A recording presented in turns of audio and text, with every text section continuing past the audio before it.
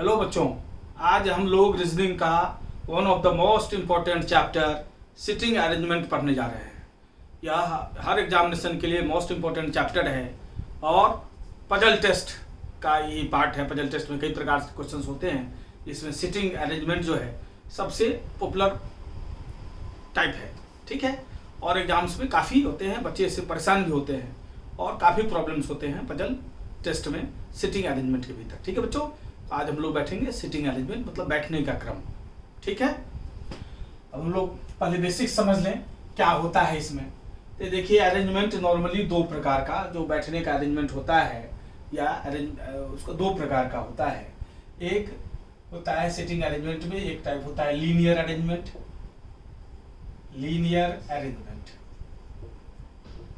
और दूसरा होता है सर्कुलर अरेंजमेंट, सर्कुलर अरेंजमेंट। ठीक है, लीनियर अरेंजमेंट में जो है रैखिक जो अरेंजमेंट होता है, इसमें आउटसाइड की तरफ हम लोग घूम रहे हैं। ठीक है जी, इसमें इनसाइड भीतर से बाहर की ओर चलते हैं हम लोग लीनियर अरेंजमेंट में। ठीक है, हमेशा भीतर से बाहर की ओर चलते हैं, जबकि सर्कुलर अरेंजमेंट में हमेशा आउटसाइड से इनसाइड की ओर तरफ चलते हैं, आउटसाइड से इनसाइड की तरफ चलते हैं। ठीक है, जैसे लीनियर अरेंजमेंट में क्या होता है, लीनियर अरेंजमेंट में मान लिया आप यहाँ हैं। ठीक है, अब अगर आप नॉर्थ गए, ठीक है, देखें भीतर से बाहर की ओर आ रहे हैं आप। ठीक है, अगर आप मान लिया ईस्ट गए तो देखिए बाहर की ओर जा रहे हैं। मान लिया जाए आप साउथ गए तो फिर बाहर की ओर जा रहे हैं। तो लीनियर अरेंजमेंट में जो है मूवमेंट बाहर की ओर होता है। ठीक है, कभी भी बाहर की ओर मूवमेंट होता है, जबकि सर्कुलर अरेंजमेंट में जो है मूवमेंट, तो इसमें जो लीनियर अरेंजमेंट का जो मूवमेंट होता है, इसमें क्या होता है, इसमें जब भी आप क्लॉकवाइज घूमते हैं, क्लॉकवाइज मूवमेंट क्या है, क्लॉकवाइज मूवमेंट क्या है, ऐसे मूवमेंट को क्लॉकवाइज बोलते हैं। ये क्लॉकवाइज मूवमेंट है। तो जब भी आप लीनियर अरेंजमेंट में क्लॉकवाइज घूमते हैं तो ये किधर जाते हैं, आप राइट की ओर जाते हैं। तो राइट, जब भी आप क्लॉकवाइज घूमेंगे तो राइट की तरफ जाएंगे, और एंटी क्लॉकवाइज मतलब घड़ी के सुई के विपरीत के दिशा में जब भी आप चलेंगे, ठीक है बच्चे, तो ये एंटी क्लॉकवाइज मूवमेंट है, ये घड़ी के सुई के विपरीत दिशा में है। इसमें हमेशा आप लेफ्ट जाएंगे लीनियर अरेंजमेंट, रैखिक अरेंजमेंट में। ठीक है बच्चे, तो रैखिक अरेंजमेंट में डायरेक्शंस वगैरह का जो प्रॉब्लम होता है नॉर्मली वो लीनियर अरेंजमेंट के हिसाब से बनता है।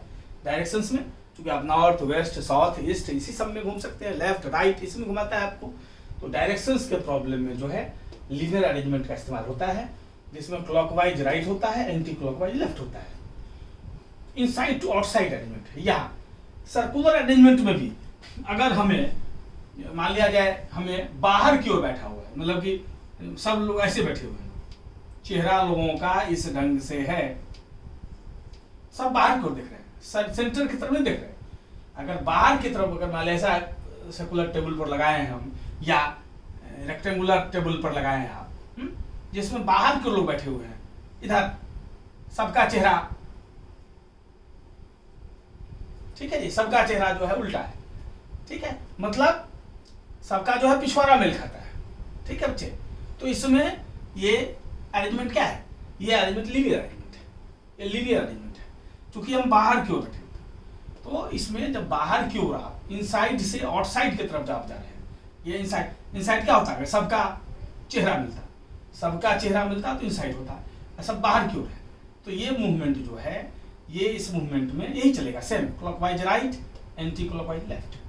ठीक है, जबकि सर्कुलर अरेंजमेंट में नॉर्मली घर में हमारा गेस्ट आता है, नॉर्मली ऐसा बैठता नहीं है, तो कंडीशन दे सकता है एग्जामिनेशन में कि दो बंदे जो है बाहर की ओर देख रहे हैं, सर्कुलर बैठे हुए हैं, दो आदमी बाहर की ओर है और बाकी जो है अंदर की ओर। ठीक है जी, इस प्रकार का प्रॉब्लम पूछ जाते हैं आस्लेट में। तो कभी भी बाहर की ओर अगर सबका मतलब सबका केवल पिछवाड़ा अगर मेल खाएगा, ठीक है बच्चे, तो ये हो गया हमारा, क्या हो गया, लीनियर अरेंजमेंट। ये हमारा इनसाइड टू आउटसाइड है, भीतर से बाहर की ओर निकल रहा है। तो इसमें नॉर्मली डायरेक्शन में इसका इस्तेमाल होता है, और सिटिंग अरेंजमेंट में भी अगर इस प्रकार का कंडीशन दे दे कि बाहर की ओर मूवमेंट हो रहा है तो चलेगा, ये चलेगा clockwise right, anti clockwise left. Clockwise movement समझ गए, घड़ी की सुई घड़ी कैसे चलती है, घड़ी ऐसे चलती है, ठीक है बच्चे, घड़ी ऐसे चलती है, तो क्लॉकवाइज राइट होता है, एंटी क्लॉकवाइज लेफ्ट होगा। क्लियर बच्चे, ये दो प्रकार का कंडीशन बता दिया। लेकिन सर्कुलर अरेंजमेंट में अगर मान लिया हमारे घर में कोई गेस्ट आता है, साथ में हम मेज पर खाना खाते हैं, मान लिया हमारा मेज स्क्वायर या रेक्टेंगुलर है, तो कैसे खाते हैं, सबका फोकस कहाँ होता है, थाली पर। थाली कहाँ होता है, बीच में होता है, मतलब सबका चेहरा मिलता है, सब एक दूसरे को देखते हैं, ये सर्कुलर अरेंजमेंट है। या अगर सर्कुलर टेबल है फिर भी यही चीज है, सब सेंटर की ओर देख रहे हैं, जो भी बंदा बैठा हुआ है सब सेंटर की ओर देख रहे हैं, ठीक है, सबका थाली। नॉर्मली सिटिंग अरेंजमेंट ये होता है सर्कुलर में, ठीक है, जब तक आप वो कंडीशन न दे, कंडीशन दे कि बाहर की ओर घूम रहा है, तो बाहर की ओर बैठ रहा है तो लीनियर अरेंजमेंट हो जाएगा ये भी, ठीक है, इसमें भी। नहीं तो सर्कुलर अरेंजमेंट में क्या होता है, सर्कुलर अरेंजमेंट में सब सेंटर की ओर देखता है, सब सेंटर की ओर देखता है, ठीक है, ये सर्कुलर अरेंजमेंट हो गया। सब सेंटर की ओर देखता है, इसमें सेंटर की ओर देख रहा है, ठीक है। तो इसमें सर्कुलर अरेंजमेंट में क्या होता है, सर्कुलर अरेंजमेंट हमेशा क्लॉकवाइज, मतलब क्लॉकवाइज कौन मूवमेंट है, ये मूवमेंट क्लॉकवाइज है, क्लॉकवाइज हमेशा इसमें लेफ्ट होता है, बायां है, जब भी बायां घूमेगा तो क्लॉकवाइज है इसमें, और एंटी क्लॉकवाइज में राइट होता है। एंटी क्लॉकवाइज का मूवमेंट क्या होता है बच्चे, ये एंटी क्लॉकवाइज का मूवमेंट है, ये क्या होता है, ये राइट होता है, ठीक है। ये यही कंसेप्ट है, इसी कंसेप्ट पर सारे प्रॉब्लम्स बनने हैं, ठीक है। इसको बढ़िया समझ लें आप, कहीं कोई दिक्कत नहीं होना चाहिए। तो सर्कुलर अरेंजमेंट नॉर्मली ये होता है जब तक बाहर की ओर न बैठे, बाहर की ओर अगर सबका कोई पिछवाड़ा अगर मेल खाता है तो उसमें लीनियर अरेंजमेंट ही चलेगा। जैसे इसमें बाहर की ओर से बैठा हो, सबका चेहरा बाहर की ओर है, ठीक है जी। तो भीतर से बाहर की ओर अगर होगा तो लीनियर अरेंजमेंट होगा। जैसे ये भीतर से बाहर की ओर जाएगा, कहीं भी जाएगा भीतर की ओर बाहर जाएगा, एक रेखा में आप चलेंगे तो हमेशा भीतर से बाहर की ओर आप जा रहे हैं, हमेशा बाहर की ओर निकलते हैं, इनसाइड टू आउटसाइड, तो लीनियर अरेंजमेंट होता है। और जब आप बाहर से भीतर सबका सर्किल की तरफ है तो सर्कुलर अरेंजमेंट हुआ, आउटसाइड टू इनसाइड, इसमें क्लॉकवाइज लेफ्ट होगा, घड़ी की सुई दिशा ये होती है, एंटी क्लॉकवाइज राइट होगा, ठीक है बच्चे। इसको नोट कर लीजिए और ये कंसेप्ट में कोई कंफ्यूजन नहीं होनी चाहिए, ठीक है बच्चे, नोट कर लीजिए।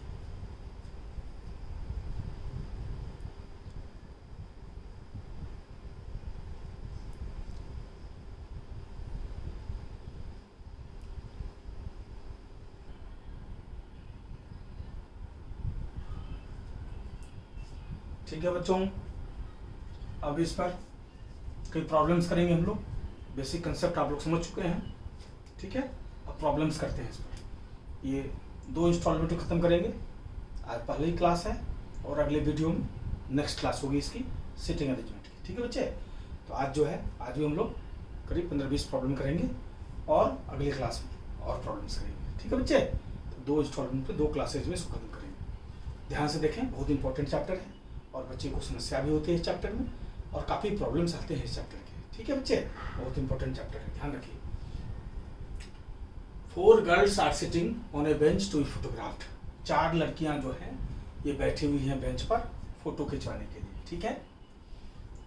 शिखा is to the left of Reena, Shikha Reena के लेफ्ट में, ध्यान रखिएगा हमेशा प्रॉब्लम बनाते इसमें अपना लेफ्ट राइट लीजिएगा, ठीक है। मतलब किसी के लेफ्ट में अगर कह रहा हो या किसी के राइट में कह रहा हो तो वो आप बन जाइएगा, जिसके लेफ्ट में या जिसके राइट में कह रहा हो वो आप हो जाइएगा, अपना लेफ्ट राइट के हिसाब से बैठाइएगा हमेशा, ये फंडामेंटल्स ध्यान रखिएगा, अपना लेफ्ट राइट के हिसाब से हर चीज सेट करना है, ठीक है बच्चे। तो शिखा जो है रीना के लेफ्ट में है, पहला लाइन कर रहा है शिखा रीना के बाएं है, अब देख लीजिए रीना लिखिए यहाँ, अब रीना आप खुद हो गए, रीना के बाएं, तो बाएं हमारा क्या है, ये है, तो यहाँ शिखा बैठ गई, यहाँ आप शिखा को बैठा गई, क्लियर है बच्चे। Shikha is to left of Reena, तो रीना के लेफ्ट में शिखा हो गई। Manju is to right of Reena, Manju Reena के राइट में, रीना हम खुद है, मंजू रीना के राइट में है, तो मंजू यहाँ बैठा दीजिए आप, ठीक है। मंजू राइट ऑफ रीना, रीना के राइट में, तो राइट हमारा ये है, तो रीना के राइट में मंजू हो गई, ठीक है। अब कह रहा है Manju is Rita is between Reena and Manju. Rita जो है ये रीना मंजू के बीच में है, तो रीना और मंजू के बीच रीता को रखना है, तो यहाँ पर तो जगह है, यहाँ पर रख दीजिए रीता। रीता रीता रीना और मंजू के बीच में होगी, Rita is between Reena and Manju, Rita Reena और मंजू के बीच में होगी। ठीक है, ये बेंच पर अरेंजमेंट हो गया। 4 लड़कियां कहाँ बैठाए थे हम? बेंच पर। लेकिन ये पूछ क्या रहा हमसे? ये पूछ रहा who would be second from the left in the photograph. ठीक है, फोटोग्राफ में पूछ रहा है। ये तो हम लोग बैठाए हैं, बेंच पर बैठने का क्रम है। इसने पूछा हमसे second from the left in the photograph. ध्यान रखिएगा, फोटो में हमेशा जब भी फोटोग्राफ खींचेंगे तो जो लेफ्ट में है वो राइट में आ जाएगा फोटो में, और जो राइट में है वो लेफ्ट में आ जाएगा। तो ये तो बेंच पर अरेंजमेंट है हमारा, लेकिन हमसे पूछ रहा है would be second from the left in the photograph. तो second from the left photograph में पूछ रहा है, तो यहाँ हम सेकंड फ्रॉम द राइट ले लेंगे। इसमें जस्ट उल्टा हो जाएगा ना, second from the left photograph का जो होगा वो सेकंड फ्रॉम द राइट हो जाएगा। जो अरेंजमेंट बेंच पर बैठी हुई लड़की सभी अब बेंच पर भी बैठाए हैं, ये जो बताया था हमें बेंच बैठाने का, लेकिन पूछ रहा है कि जो हम फोटो खींचे उसमें सेकंड फ्रॉम द लेफ्ट कौन होगा? तो फोटोग्राफ में जो सेकंड फ्रॉम द लेफ्ट होगा वो यहाँ पर सेकंड फ्रॉम द राइट होगा, राइट से सेकंड। तो राइट किधर है? ये राइट है ना? राइट इधर से ही है ना, राइट से सेकंड। ठीक है, ये लेफ्ट है ना बच्चे? राइट से सेकंड लेना पड़ेगा। राइट से सेकंड कौन है? रीटा। राइट से सेकंड कौन है? रीटा। तो रीटा आंसर हो जाएगा। क्या सीखे हम? ये जो अरेंजमेंट था हमारा, ये बेंच पर बैठाए थे, लेकिन इसने हमसे पूछा, जब फोटो खींच दिया, पूछा कि second from the left in the photograph. तो फोटोग्राफ में जो सेकंड फ्रॉम द लेफ्ट होगा वो बेंच पर सेकंड फ्रॉम द राइट होगा, इसलिए सेकंड फ्रॉम द राइट ले लिए, पहला और दूसरा। तो कौन बैठा? रीटा। तो रीटा आंसर हो जाएगा। ये कौन सा ऑप्शन है? डी ऑप्शन है, तो फर्स्ट का डी आंसर हो जाएगा, रीता। क्लियर बच्चे? एक एक चीज को क्लियर। अभी क्या सीखे कि फोटोग्राफ में जो लेफ्ट है वो राइट हो जाता है। ठीक है, बाकी अपना लेफ्ट राइट लिए हैं हमेशा, इसको ध्यान रखिएगा। अब सेकंड नंबर देखिए, देयर आर 5 डिफरेंट हाउसेस। 5 अलग अलग प्रकार के घर हैं, ए टू ई, ए से ई तक। A is to the right of B. A जो है बी के राइट में, ए जो है बी के राइट में है। ठीक है, अब ए इज टू द, ए से ई 5 घर हैं एक पंक्ति में। ठीक है, एक पंक्ति में, एक सीरीज में, सीधा हो या ऐसी हो, सीधा पंक्ति में है ए से ई 5 घर। अब पहला लाइन कर रहा है A is to the left of B, sorry A is to the right of B, A B के राइट में। पहला लाइन कह रहा है A is to the right of B, तो बी के राइट में ए को लेना है। तो अपना राइट किधर होगा? इधर। तो बी के राइट में ये हो गया। क्लियर है बच्चे? A is to the right of B, A B के राइट में। जिसके लेफ्ट राइट में बोले वो खुद हो जाएंगे। ठीक है जी, और अपना लेफ्ट राइट ले लेंगे। अगला लाइन कर रहा है and E is to the left of C, E C के लेफ्ट में। अभी तो ई सी आया नहीं हमारा, इसलिए अलग से बैठा के रखेंगे इसको, इसमें तो बैठा नहीं सकते ई सी। ठीक है जी, तो E is to the left of C, E C के लेफ्ट में है। तो सी अगर यहाँ होगा तो लेफ्ट अपना क्या होगा? इधर है, ई सी के लेफ्ट में होगा। क्लियर बच्चे? एंड राइट ऑफ ए, और ई जो है ए के राइट में है, ई जो है ए के राइट में है। अब ए के राइट में इसका अर्थ है यहाँ होगा, तब तो इसके राइट में ही होगा। अब यह मिल गया है, अब इसको इसी को ऊपर बैठा सकते हैं। ए के राइट में इसी मिल गया हमें, अब यहाँ बैठा सकते हैं, यहाँ बैठा दीजिए इसी। क्लियर है बच्चे? अब कर रहा है B is to the right of D, B D के राइट में है, बी डी के राइट में, बी यहाँ है डी के राइट में, इसका डी पहले होगा तब तो इसका राइट में भी होगा। तो डी बी ए सी हो, डी बी ए सी, ये हमारा अरेंजमेंट हो गया। ठीक है, अब पूछा है which of the houses in the middle, बीच में कौन सा घर है? तो बीच में ये है, 2 इधर छूट गया, 2 इधर छूट गया, बीच में कौन गया? ये आंसर हो जाएगा हमारा, ये आंसर हो गया। ये कौन सा ऑप्शन है? ए में, ये आंसर हो गया सेकंड का। ये देख लीजिए, एकदम 100% क्लैरिटी रहेगी। बैठाना सीख लेंगे, सेट करना सीख लेंगे तो कहीं कोई दिक्कत नहीं होगी। सोच सकते हैं अपने कठिन से कठिन प्रॉब्लम सोच सकते हैं, क्योंकि जब भी पूछता है नॉर्मली, अब ये तो सीखने के लिए है। एक एक सवाल पर, एक एक चार्ट पर जो है 5-5 सवाल कम से कम होता है, और एक बार फंस गए तो आपसे नहीं बना। और अगर चार्ट बना लिए ढंग से तो आप 5 सवाल कर लिए। इसलिए एकदम कंसेप्ट क्लियर होना चाहिए। ठीक है बच्चे, ये आंसर हो गया। थर्ड नंबर कह रहा है इन मार्च पास्ट, एक मार्च पास्ट रैली है, ठीक है, लोग जा रहे हैं सीधा। 7 पर्सन आर स्टैंडिंग, 7 व्यक्ति जो हैं खड़े हैं, निरो एक पंक्ति में 7 व्यक्ति खड़े हैं, ठीक है। Q is standing left to R, Q R के लेफ्ट में है, Q is standing left to R, Q जो है आर के लेफ्ट में है, ठीक है। आर अगर अपना यहाँ है तो आर के लेफ्ट में क्यू हो गया, अपना लेफ्ट, आर के लेफ्ट में क्यू, ठीक है। बट राइट टू पी, लेकिन वो पी के राइट में है, क्यू जो है पी के राइट में है, तो यहाँ पी रखेंगे तब इसके राइट में क्यू होगा, ठीक है। अब O is standing right to N, O N तो इसमें है नहीं, नीचे लिख लेते हैं, O is standing right to N, O जो है एन के राइट में है, एन के राइट में है, तो यहाँ N O, N O, O N के राइट में हो गया, एंड लेफ्ट टू पी, लेकिन ये पी के लेफ्ट में है, वो जो है पी के लेफ्ट में है, तो यहाँ पी आ गया, तब तो पी के लेफ्ट में हो गया। अब वहां मिल गया हमें पी, पी के पहले ओ एन है, तो यहाँ ओ एन से दो, ठीक है। अब कह रहा है similarly S is standing right to R, S जो है ये आर के राइट में है, एस जो है आर के राइट में है, इसका आर यहाँ है, आर के राइट क्या हो गया इधर, तो एस हो गया यहाँ, एंड लेफ्ट टू टी, और टी के लेफ्ट में है तो टी यहाँ, तब टी के लेफ्ट में हो, ठीक है जी, ये अरेंजमेंट हो गया हमारा। अब क्या पूछा है, find out who is in the standing in middle, बीच में कौन सा है, 3 इधर से गया 3 इधर से गया, बीच में कौन हो गया, क्यू, क्यू हमारा आंसर हो गया। क्यू हमारा कौन सा ऑप्शन है, बी में, तो बी आंसर, क्यू हमारा आंसर हो गया, ठीक है, बी ऑप्शन है तो बी, ठीक है बच्चे, इस ढंग से हम बनाते हैं। मैं उम्मीद करता हूं बैठाना सीख रहे होंगे आप लोग। 4th number, 5 children are sitting in a row, 5 बच्चे जो हैं एक पंक्ति में बैठे हुए हैं, 5 बच्चे जो है एक पंक्ति में बैठे हुए हैं। S is sitting next to P, S P के बगल में है बट नॉट टी, लेकिन एस टी के बगल में नहीं है।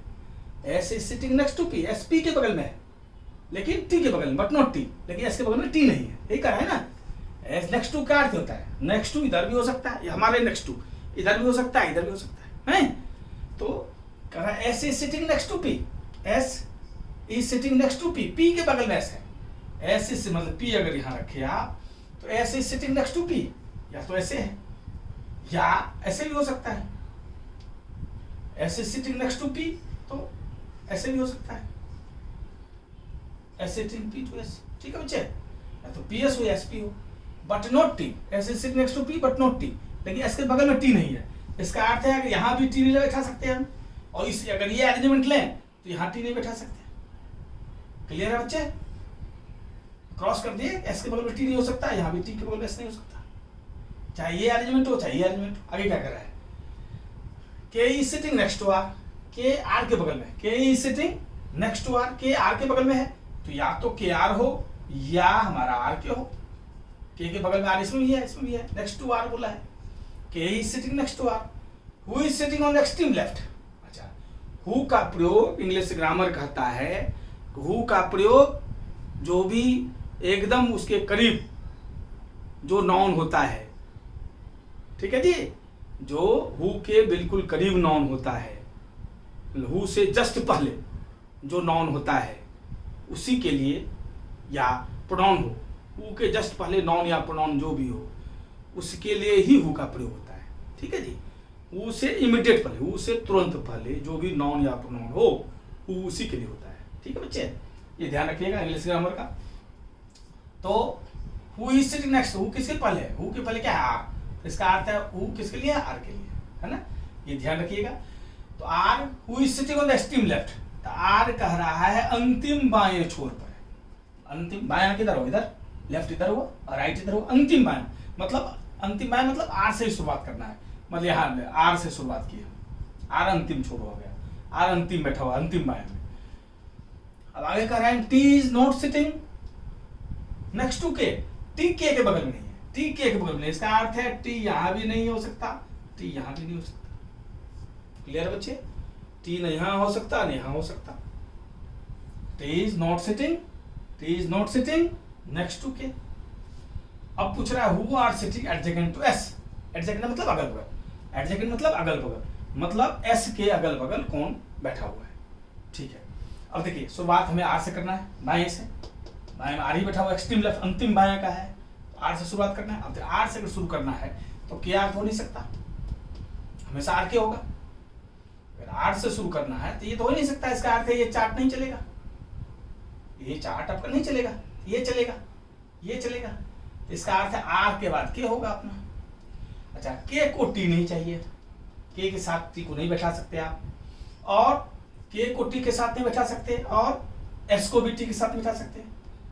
तो के को अगर टी के साथ नहीं बैठा सकते आप, एस को भी टी के साथ नहीं बैठा सकते। इसका अर्थ है के और एस तो बगल बैठ सकते हैं, क्योंकि ना एस को टी चाहिए ना के को टी चाहिए, तो के के बगल में एस ही होगा, ठीक है। और एस के साथ पी है यहाँ,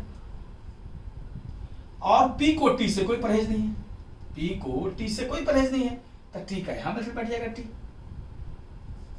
ठीक है बच्चे।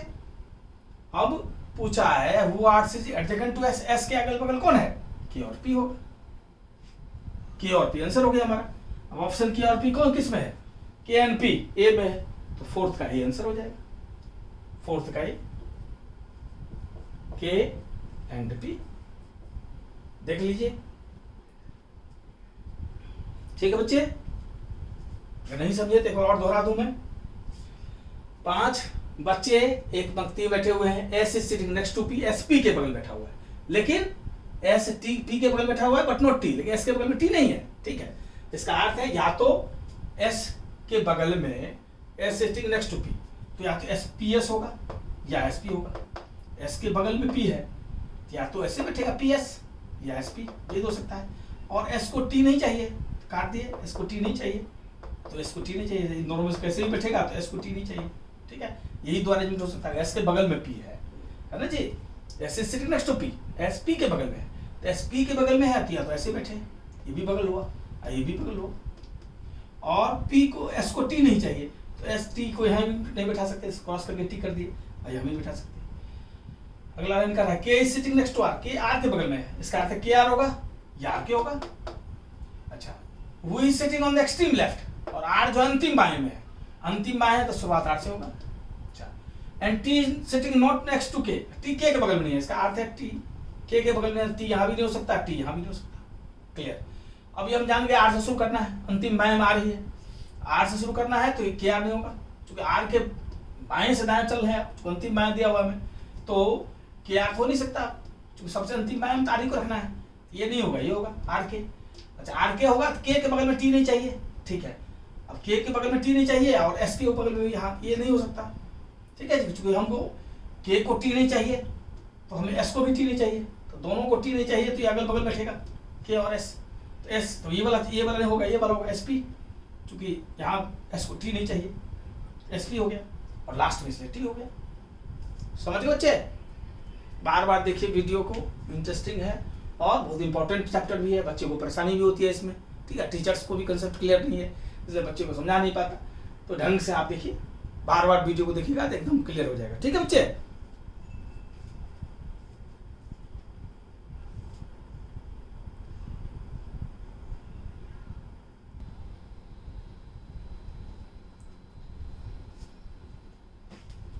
ठीक है बच्चे, अब देखिए एक प्रॉब्लम है आपके सामने में, इसी ढंग का प्रॉब्लम आता है एग्जाम में, ठीक है। एक प्रॉब्लम, एक आपको इन्फॉर्मेशन दिया रहे, उस इन्फॉर्मेशन के बेसिस पर क्वेश्चंस होंगे, ठीक है। इन इन्फॉर्मेशंस के आधार पर पहले अरेंज कर लेंगे, इसके बाद क्वेश्चंस का जवाब देंगे। अब देखिए डायरेक्शन क्या कर रहा है, क्वेश्चंस 5 to 7 निर्देश है, क्वेश्चन नंबर 5 से 7 तक उसी निर्देश बने। रीड द फॉलोइंग, नीचे वाले को पढ़ो, and answer the questions below, और नीचे दिए गए प्रश्नों का उत्तर दो, ठीक है। क्या है इन्फॉर्मेशन, देयर आर 5 फ्रेंड्स, 5 दोस्त हैं, ठीक है।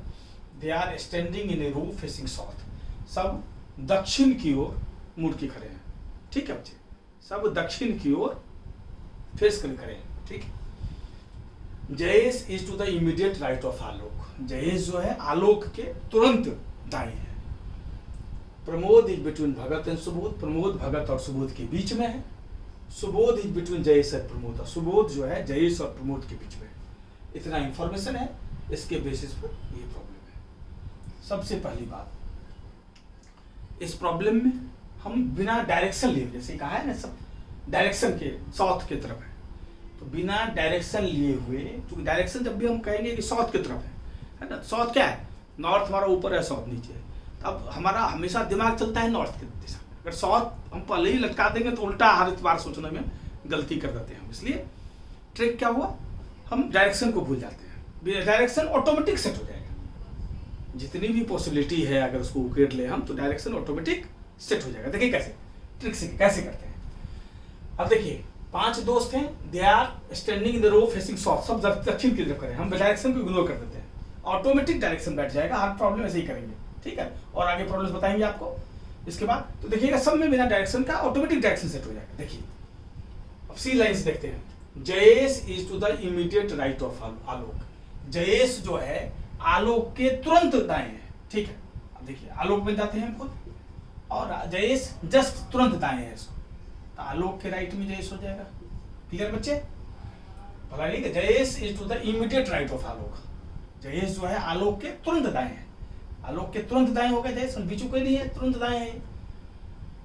Pramod is between Bhagat and Subodh, Pramod जो है भगत और सुबोध के बीच में है। अब देखिए प्रमोद भगत और सुबोध के बीच में, भगत और सुबोध के बीच में प्रमोद है। अब बेटा ऐसे ही हो सकता है, प्रमोद बीच में है दोनों, ठीक है। अब ये भी हो सकता है, और दूसरा ये भी अरेंजमेंट हो सकता है, प्रमोद हो सकता है इस साइड सुबोध हो, इस साइड भगत हो, क्योंकि हमें सिर्फ उसने कहा है कि प्रमोद भगत और सुबोध के बीच में, इसमें भी प्रमोद भगत और सुबोध के बीच होंगे। यही 2 तरीका हो सकता है, या तो प्रमोद भगत और सुबोध के बीच में कह रहा है, या तो भगत सुबोध ऐसे होगा या ऐसे होगा, कंडीशन इसी दोनों में से कोई एक होगा। क्लियर है बच्चे। अब अगला लाइन क्या कहता है, कहता है कि Subodh is between Jayesh and Pramod, Subodh Jayesh और प्रमोद के बीच में है। अब सुबोध अगर जयेश और प्रमोद के बीच में है, अगर ये अरेंजमेंट है तो जयेश को यहाँ रखना पड़ेगा, तब सुबोध जयेश और प्रमोद के बीच में होगा। अगर ये अरेंजमेंट है तो जयेश को यहाँ रखना पड़ेगा, तो जयेश और प्रमोद के बीच में सुबोध आ गया। क्लियर है बच्चे, ये हो गया, 5 इंफॉर्मेशन हमने टेबलेट कर लिया। अब कर दिया, अब बैठाते हैं। आलोक के राइट में जयेश है, अब आलोक के राइट में जयेश है, यहाँ तो जगह ही नहीं है, यहाँ तो पहले से सुबोध बैठा हुआ है, आलोक को यहाँ बैठाएंगे तभी उसके राइट में जयेश होगा, बैठा नहीं सकते, क्योंकि आलोक के राइट में जयेश है, तो यहाँ पहले से सुबोध बैठा हुआ है, ठीक है, इसलिए ये चार्ट हमारा नहीं होगा, ये चार्ट चलेगा, ठीक है बच्चे। अब आलोक के राइट में जयेश को बैठाना है ना, आलोक के राइट में जयेश, यहाँ देखिए आलोक खाली है जगह, आलोक के राइट में जयेश हो गया, ठीक है, इसका ये चार्ट कट गया। तो ये चार्ट जो कटा ऑटोमेटिक डायरेक्शन हो गया। ये जो डायरेक्शन जो हम लेते दक्षिण के तरफ खड़े होकर सोचते तो कठिन होता प्रॉब्लम। अब ये डायरेक्शन ऑटोमेटिक, अगर दोनों हम पॉसिबिलिटी लिख ली है तो एक ऑटोमेटिक कट गया, एक ऑटोमेटिक कट गया, ऑटोमेटिक कट गया, तो ये पक्का हो गया। ये चार्ट, ये चार्ट नहीं होगा, तो ऑटोमेटिक कट गया। तो अगर कभी किसी प्रॉब्लम पूछे कि आपने डायरेक्शन लिया है कि नहीं, तो बिल्कुल लिया है, क्योंकि डायरेक्शन इसमें इन्वॉल्व है। लेकिन ट्रिक क्या आपको बताया, आपको बिना डायरेक्शन लिए हुए ऑटोमेटिक दोनों पॉसिबिलिटी लिखिए, एक ऑटोमेटिक कट जाएगा, जो नहीं बैठे वो कट गया, ठीक है। और आपकी सोचने की ताकत भी बढ़ जाएगी, जो एग्जाम में बहुत जरूरत होता है जल्दी सोचना। इसमें ऐसा ये प्रॉब्लम जो है कभी कभी जटिल देता है, तो आपको सोचना पड़ता है। 5 सवाल आप इग्नोर भी नहीं कर सकते, एक हाथ सवाल तो है नहीं, जब भी आएगा तो 5 सवाल आता है एक बड़े सवाल पर, ठीक है बच्चे।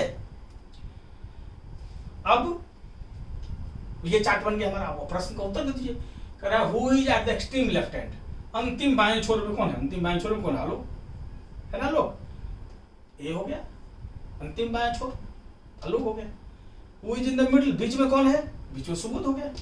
आलोक जैसे इधर छूट गया, प्रमोद भगत, बीच में कौन हो गया, सुबोध, बीच में हमारा सुबोध हो गया। तो सुबोध कौन सा ऑप्शन में है, सुबोध है हमारा डी ऑप्शन, तो आंसर हो गया। अब पूछ रहा है ऊपर वाले प्रश्न का दोनों, ऊपर वाले दोनों प्रश्नों का उत्तर देने के लिए, मतलब ये दोनों ऊपर वाले 5 और 6 का प्रश्न का उत्तर देने के लिए which of the given statements can be dispensed with, dispense with का अर्थ होता है dispense text preposition with, dispense with का क्या अर्थ होता है, dispense with का अर्थ होता है छोड़ा जा सके, dispense with का अर्थ होता है what can be left, what can be left English में भी इंपॉर्टेंट है, preposition में ये पूछ देता है, कई बार पूछा है what can be left, जिसे छोड़ा जा सके, जिसे छोड़ा जा सके, है ना, डिस्पेंस के साथ प्रीपोजिशन विद लगता है, याद रहेगा तभी होगा। डिस्पेंस का विद उसे सुनने में खराब लगता है डिस्पेंस विद, इसलिए बच्चे सुनने के आधार पर ही, खासकर इंग्लिश मीडियम वाले बच्चे सब सुनने के आधार पर ही लगाते हैं, ग्रामर और पढ़ने में उनको कम इंटरेस्ट होता है। लेकिन यहाँ मार खा देंगे वो, ग्रामर का नॉलेज रहेगा तभी कॉमन एरर सब सही होगा। खैर dispense text preposition with, dispense के साथ विद लगता है। इसका अर्थ क्या होता है? व्हाट कैन बी लेफ्ट, जिसे छोड़ा जा सके, जिसे छोड़ा जा सके। ठीक है बच्चे, क्या पूछा है? To find answer to the above two questions, मतलब 5 और 6 के प्रश्न का उत्तर देने के लिए which of the given statements can dispense with, ये जो स्टेटमेंट्स दिए गए हैं उसमें से किसको आप छोड़ सकते हैं? और ऊपर ले उत्तर, देयर आर 5 फ्रेंड्स, इसकी कोई जरूरत नहीं है, क्योंकि जो सवाल हमसे पूछा है 5 और 6 उसमें सबका नाम ही दिया हुआ था, पांचों का नाम ही CDE में है। इसका अर्थ है पहले की जरूरत नहीं है, एक की जरूरत नहीं। अब दूसरा, they are standing in row facing south, ये तो हम बताया ही है, डायरेक्शन इन्वॉल्व है इसमें। कभी भी पूछेगा क्वेश्चन डायरेक्शन आपने लिया है कि नहीं, तो बिल्कुल डायरेक्शन इन्वॉल्व है इसमें। ठीक है, ट्रिक के आधार पर डायरेक्शन नहीं लिया हमने, और हर सवाल में डायरेक्शन नहीं लेंगे, लेकिन कभी भी सवाल अगर पूछेगा डायरेक्शन लिया है कि नहीं, बिल्कुल लिया है, तो बी को नहीं छोड़ सकते। ठीक है जी, बी इसमें इन्वॉल्व है ना। लेकिन ए की जरूरत नहीं है हमें, 5 दोस्त की जरूरत नहीं है, क्योंकि 5 का नाम ही दिया हुआ है यहाँ, इसलिए इसको हम ए स्टेटमेंट को छोड़ सकते हैं। ए स्टेटमेंट क्या है इसमें? बी है, बी ऑप्शन है, ए ओनली, ए को केवल छोड़ सकते हैं, बिल्कुल सही है। तो 7 का बी हो जाएगा आंसर। ठीक है बच्चे, अब देख लीजिए, बढ़िया से करते जाइएगा, तो कठिन से कठिन सवाल बना दीजिएगा। ठीक है बच्चे, नोट कर लीजिए इसको, जहाँ भी दिक्कत हो बार बार वीडियो देखिए, बार बार वीडियो देखिए, आए शुरू से लेकर अंत तक, नहीं कि 5-2 मिनट देखे या खत्म, तब नहीं समझ में आएगा। एक एक चीज ढंग से देखिए, कठिन चीज है, ढंग से देखेंगे आप चैंपियन हो जाएंगे। ठीक है बच्चे, ढंग से नोट कीजिए।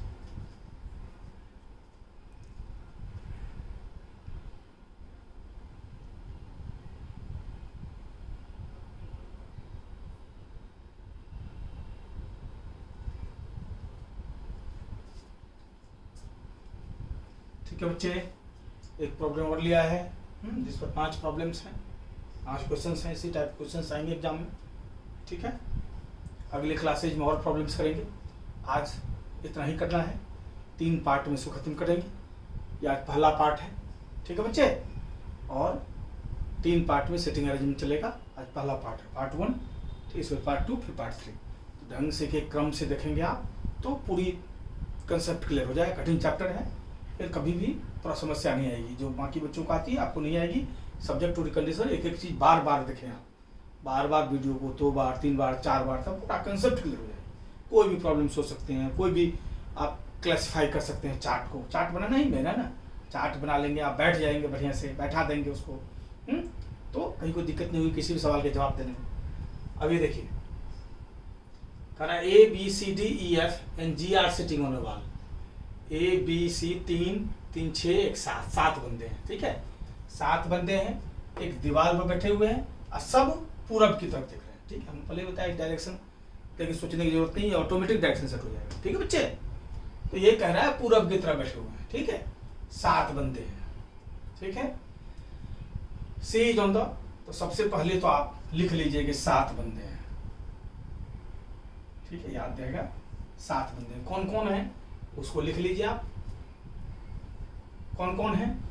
A B C D E F और G, ये 7 बंदे हैं, इसको लिख डालिए, ये ध्यान रहेगा, कोई छूटे नहीं बैठाने उठाने में। ठीक है बच्चे, ABCDF 7 बंदों को बैठाना है, सब पूरब की तरफ बैठे हुए हैं मुंह करके, डायरेक्शन ऑटोमेटिक सेट हो जाएगा। देखिए दिखाते हैं कैसे, यही ट्रिक है हर में। अब करा है C is on the immediate right of D, C के जो है D के तुरंत दाएं है। ठीक है, C is on the immediate right of D, D के तुरंत दाएं है C। ठीक है, D के तुरंत दाएं C हो गया।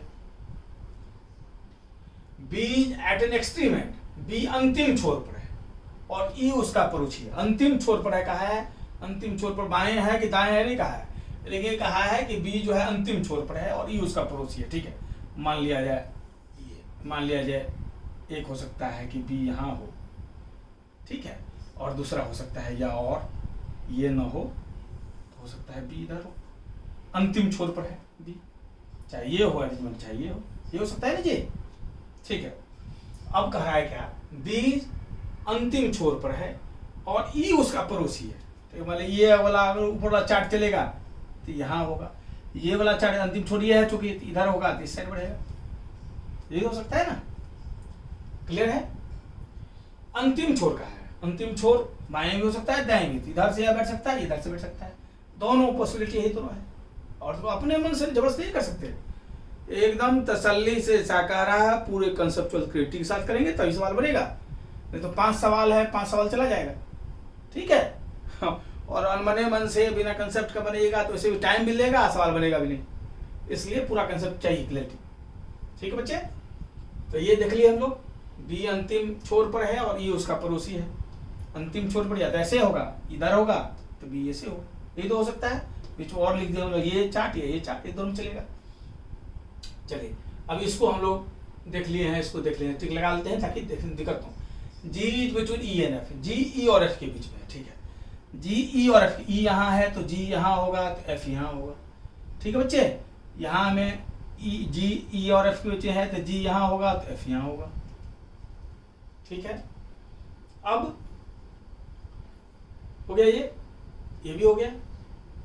G is between E and F, D sitting third from the south end, D जो है दक्षिण से तीसरा। ठीक है जी, डी जो है दक्षिण से तीसरा। अब कौन है उत्तर कौन है दक्षिण से पता नहीं, हम बैठा रहे हैं सीधा ही। ठीक है, अब देखिए क्या कर रहा है, D sitting third from the south hand. अब देखिए इधर डी को बैठाने के लिए इस चार्ट में हमारे पास इधर जगह है और इस चार्ट में इधर जगह है। ठीक है, और डी थर्ड साउथ हैंड से है, अगर ये वाला चार्ट चलेगा तो इसका अर्थ है साउथ से, इसका अर्थ है अगर ऊपर वाला चार्ट चलेगा तो साउथ से, चूंकि डी को इधर ही बिठा सकते हैं, साउथ से तीसरा, इधर तो जगह है नहीं, तो अगर ये वाला चार्ट चलेगा तो साउथ ये होगा, ये वाला चार्ट अगर होगा तो साउथ ये होगा नॉर्थ ये होगा। ठीक है बच्चे, है ना, इसका अर्थ है ये वाला चार्ट अगर चलेगा तो ये नॉर्थ होगा और ये साउथ होगा।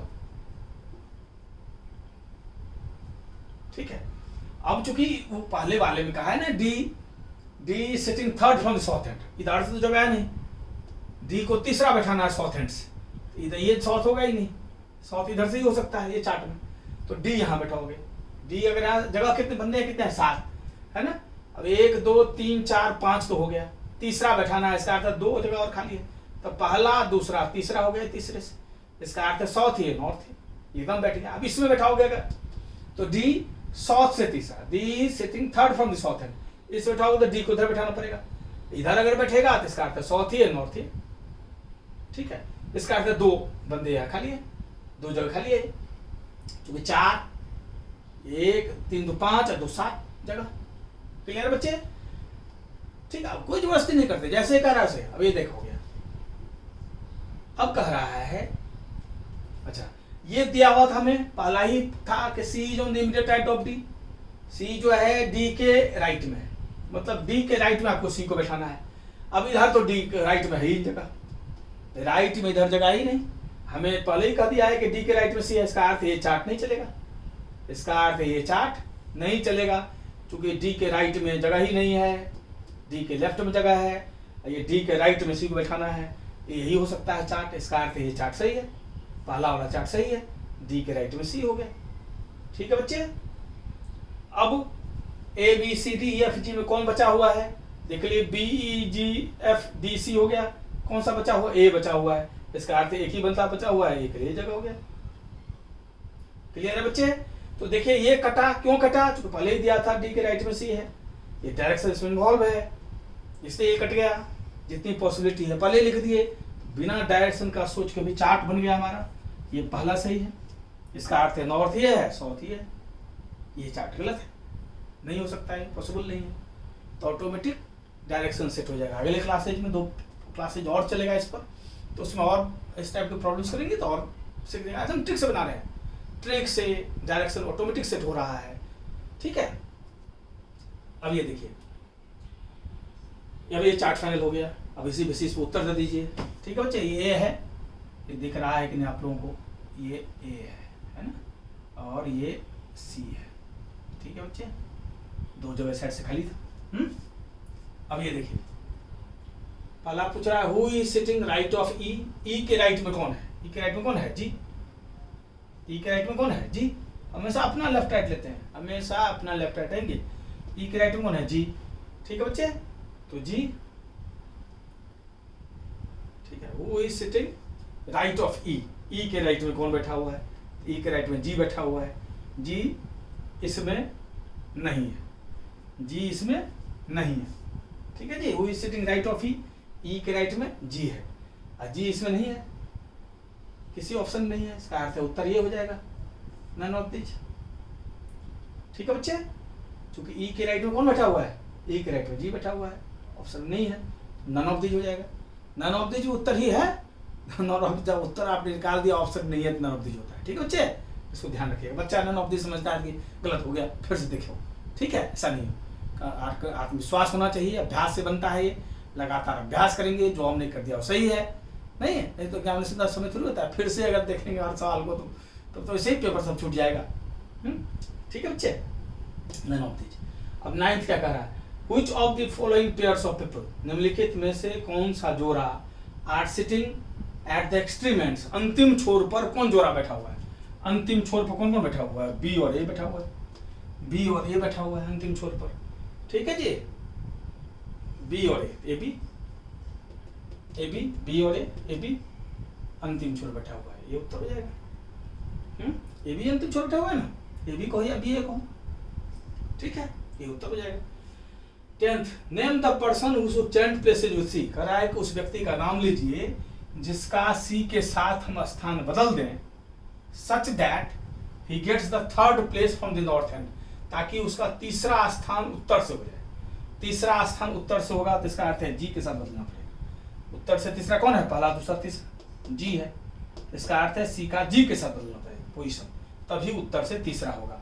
अब जी देख लिए, जी कौन सा ऑप्शन में है? सी ऑप्शन में, तो जी पूछा था ना, नेम द पर्सन, उस व्यक्ति का नाम बताइए, उसको चेंज प्लेसेस, जिसका स्थान बदल दें विद सी, सी के साथ, ताकि उसका स्थान तीसरा उत्तर से छोर से हो जाए। तीसरा उत्तर छोर के साथ जी बैठा हुआ है, इसका अर्थ सी का स्थान किसके साथ बदलना पड़ेगा? जी के साथ, इसलिए जी उत्तर होगा। जी किस ऑप्शन में है? 10th में सी ऑप्शन में है, तो सी उत्तर। क्लियर है बच्चे?